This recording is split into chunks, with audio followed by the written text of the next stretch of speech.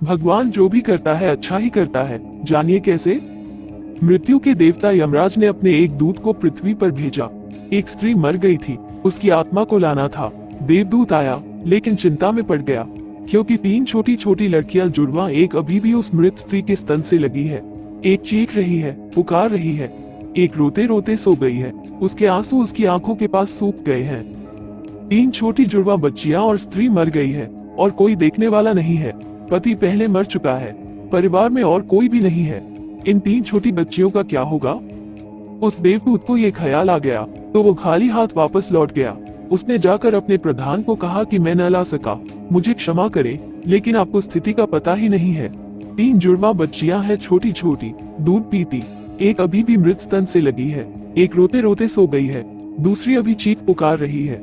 हृदय मेरा ला न सका। क्या यह नहीं हो सकता कि इस स्त्री को कुछ दिन और जीवन के दे दिए जाएं? कम से कम लड़कियां थोड़ी बड़ी हो जाएं, और कोई देखने वाला नहीं है। मृत्यु के देवता ने कहा, तो तू फिर समझदार हो गया, उससे ज्यादा, जिसकी मर्जी से मौत होती है, जिसकी मर्जी से जीवन होता है। तो तूने पहला पाप कर दिया, और इसकी तुझे सजा मिलेगी। और सजा ये है कि तुझे पृथ्वी पर चले जाना पड़ेगा, और जब तक तू 3 बार न हंस लेगा अपनी मूर्खता पर, तब तक वापस न आ सकेगा। इसे थोड़ा समझना। 3 बार न हंस लेगा अपनी मूर्खता पर, क्योंकि दूसरे की मूर्खता पर तो अहंकार हंसता है। जब तुम अपनी मूर्खता पर हंसते हो तब अहंकार टूटता है। देवदूत को लगा नहीं, वो राजी हो गया दंड भोगने को, लेकिन फिर भी उसे लगा कि सही तो मैं ही हूँ, और हंसने का मौका कैसे आएगा। उसे जमीन पर फेंक दिया गया। एक मोची सर्दियों के दिन करीब आ रहे थे और बच्चों के लिए कोट और कंबल खरीदने शहर गया था, कुछ रुपए इकट्ठे करके। जब वो शहर जा रहा था तो उसने राह के किनारे एक नंगे आदमी को पड़े हुए ठिठुरते हुए देखा।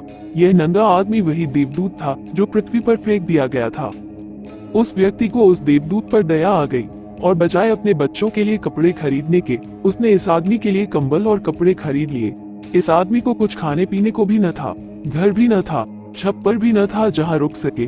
तो मोची ने कहा कि अब तुम मेरे साथ ही आ जाओ, लेकिन अगर मेरी पत्नी नाराज हो, जो कि वह निश्चित होगी, क्योंकि बच्चों के लिए कपड़े खरीदने लाया था, वो पैसे तो खर्च हो गए, वह अगर नाराज हो, चिल्लाए, तो तुम परेशान मत होना, थोड़े दिन में सब ठीक हो जाएगा।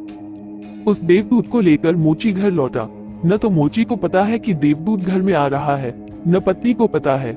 जैसे ही देवदूत को लेकर मोची घर में पहुंचा, पत्नी एकदम पागल हो गई, बहुत नाराज हुई, बहुत चीखी चिल्लाई, और देवदूत पहली दफा हंसा।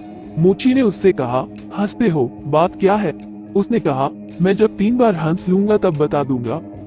देवदूत हंसा पहली बार, क्योंकि उसने देखा कि इस पत्नी को पता ही नहीं है कि मोची देवदूत को घर में ले आया है, जिसके आते ही घर में हजारों खुशियां आ जाएंगी। लेकिन आदमी देख ही कितनी दूर तक सकता है। पत्नी तो इतना ही देख पा रही है कि एक कंबल और बच्चों के कपड़े नहीं बचे। जो खो गया है वो देख पा रही है, जो मिला है उसका उसे अंदाज ही नहीं है। मुफ्त घर में देवदूत आ गया है, जिसके आते ही हजारों खुशियों के द्वार खुल जाएंगे। तो देवदूत हंसा। उसे लगा अपनी मूर्खता, क्योंकि यह पत्नी भी नहीं देख पा रही है कि क्या घट रहा है। जल्दी ही, क्योंकि वो देवदूत था, 7 दिन में ही उसने मोची का सब काम सीख लिया, और उसके जूते इतने प्रसिद्ध हो गए कि मोची महीनों के भीतर धनी होने लगा। आधा साल होते होते तो उसकी ख्याति सारे लोक में पहुंच गई कि उस जैसा जूते बनाने वाला कोई भी नहीं, क्योंकि वो जूते देवदूत बनाता था। सम्राटों के जूते वहां बनने लगे, धन अपरंपार बरसने लगा। एक दिन सम्राट का आदमी आया और उसने कहा कि यह चमड़ा बहुत कीमती है, आसानी से मिलता नहीं, कोई भूल चूक नहीं करना। जूते ठीक इस तरह के बनने हैं, और ध्यान रखना जूते बनाने हैं, स्लीपर नहीं, क्योंकि रूस में जब कोई आदमी मर जाता है तब उसको स्लीपर पहना कर मरघट तक ले जाते हैं। मोची ने भी देवदूत को कहा कि स्लीपर मत बना देना, जूते बनाने हैं, स्पष्ट आज्ञा है, और चमड़ा इतना ही है, अगर गड़बड़ हो गई तो हम मुसीबत में फंसेंगे। लेकिन फिर भी देवदूत ने स्लीपर ही बनाए। जब मोची ने देखे कि स्लीपर बने हैं तो वह क्रोध से आग बबूला हो गया। वो लकड़ी उठाकर उसको मारने को तैयार हो गया कि तू हमारी फांसी लगवा देगा, और तुझे बार बार कहा था कि स्लीपर बनाने ही नहीं है, फिर स्लीपर किस लिए? देवदूत फिर खिलखिलाकर हंसा। तभी आदमी सम्राट के घर से भागा हुआ आया। उसने कहा, जूते मत बनाना, स्लीपर बनाना, क्योंकि सम्राट की मृत्यु हो गई है। भविष्य अज्ञात है, सिवाय उसके और किसी को ज्ञात नहीं, और आदमी तो अतीत के आधार पर निर्णय लेता है। सम्राट जिंदा था तो जूते चाहिए थे, मर गया तो स्लीपर चाहिए। तब वो मोची उसके पैर पकड़कर माफी मांगने लगा कि मुझे माफ कर दे, मैंने तुझे मारा, पर उसने कहा, कोई हर्ज नहीं, मैं अपना दंड भोग रहा हूँ। लेकिन वो हंसा आज दोबारा। मोची ने फिर पूछा कि हंसी का कारण। उसने कहा कि जब मैं 3 बार हंस लूं। दोबारा हंसा इसलिए कि भविष्य हमें ज्ञात नहीं है, इसलिए हम आकांक्षाएं करते हैं जो कि व्यर्थ है। हम अभीप्साएं करते हैं जो कि कभी पूरी न होंगी। हम मांगते हैं जो कभी नहीं घटेगा, क्योंकि कुछ और ही घटना तय है। हमसे बिना पूछे हमारी नियति घूम रही है और हम व्यर्थ ही बीच में शोरगुल मचाते हैं। चाहिए स्लीपर और हम जूते बनवाते हैं। मरने का वक्त करीब आ रहा है और जिंदगी का हम आयोजन करते हैं। तो देवदूत को लगा कि वे बच्चियां, मुझे क्या पता भविष्य उनका क्या होने वाला है। मैं नाहक बीच में आया और तीसरी घटना घटी कि एक दिन 3 लड़कियां आई जवान। उन तीनों की शादी हो रही थी और उन तीनों ने जूतों के ऑर्डर दिए कि उनके लिए जूते बनाए जाएं। एक बूढ़ी महिला उनके साथ आई थी जो बड़ी धनी थी। देवदूत पहचान गया, ये वे ही 3 लड़कियां हैं जिनको वो मृत माँ के पास छोड़ गया था और जिनकी वजह से वो दंड भोग रहा है। वे सब स्वस्थ हैं, सुंदर हैं। उसने पूछा कि क्या हुआ, ये बूढ़ी औरत कौन है? उस बूढ़ी औरत ने कहा कि ये मेरी पड़ोसन की लड़कियां हैं। गरीब औरत थी, उसके शरीर में दूध भी न था, उसके पास पैसे लत्ते भी नहीं थे और 3 बच्चे जुड़वा। वो इन्हीं को दूध पिलाते पिलाते मर गई। लेकिन मुझे दया आ गई, मेरे कोई बच्चे नहीं हैं और मैंने इन तीनों बच्चियों को पाल लिया। अगर माँ जिंदा रहती तो ये तीनों बच्चियां गरीबी, भूख और दीनता और दरिद्रता में बड़ी होती।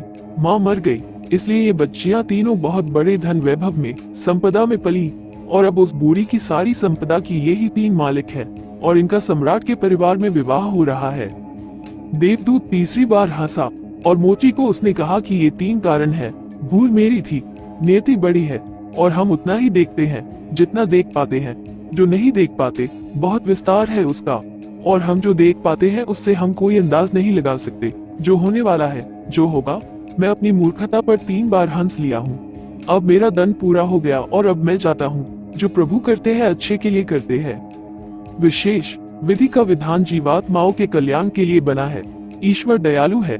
आपके ऐसे विश्वास एवं मान्यताओं को गति तभी मिलती है जब आप दूसरों के प्रति दया का भाव रखते हैं, क्योंकि जो आप बोते हैं वही आप काटेंगे।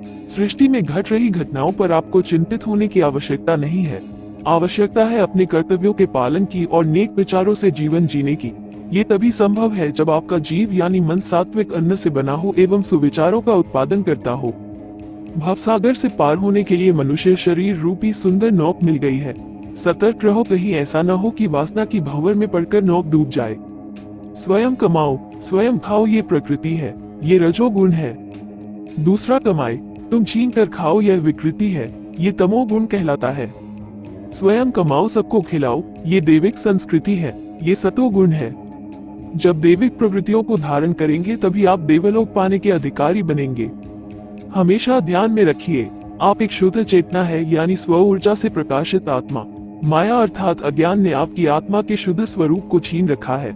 अतः अज्ञान से पीछा छुड़ाइए और शुद्ध चेतना को प्राप्त कर परमानंद का सुख भोगिए। जिस प्रकार एक छोटे से बीज में विशाल वट वृक्ष समाया होता है, उसी प्रकार आप में अनंत क्षमताएं समाई हुई हैं। आवश्यकता है उस ज्ञान की, अपना बौद्धिक एवं शैक्षणिक स्तर को उन्नत करने की, जिसे प्राप्त कर आप महानता प्राप्त कर सके। प्रकृति का संरक्षण एवं संवर्धन ईश्वर की श्रेष्ठ आराधना है। एक पेड़ लगाना 100 गायों का दान देने के समान है। पीपल का पेड़ लगाने से व्यक्ति को सैकड़ों यज्ञ करने के बराबर पुण्य प्राप्त होता है। छांदोग्य उपनिषद में उद्दालक ऋषि अपने पुत्र श्वेत केतु से आत्मा का वर्णन करते हुए कहते हैं कि वृक्ष जीवात्मा से ओतप्रोत होते हैं और मनुष्यों की भांति सुख दुख की अनुभूति करते हैं। हिंदू दर्शन में एक वृक्ष की मनुष्य के 10 पुत्रों से तुलना की गई है। दशकूप समावापी, दशवापी समोहृद, दशहृद सम, पुत्रो दशपत्र समद्रुम। आशा करते हैं कि आपको ये प्रस्तुति अच्छी लगी होगी। आप सभी का कोटि कोटि धन्यवाद। सभी से अनुरोध है कि वीडियो को शेयर करें और पेज को फॉलो करें। धन्यवाद। जय माता दी।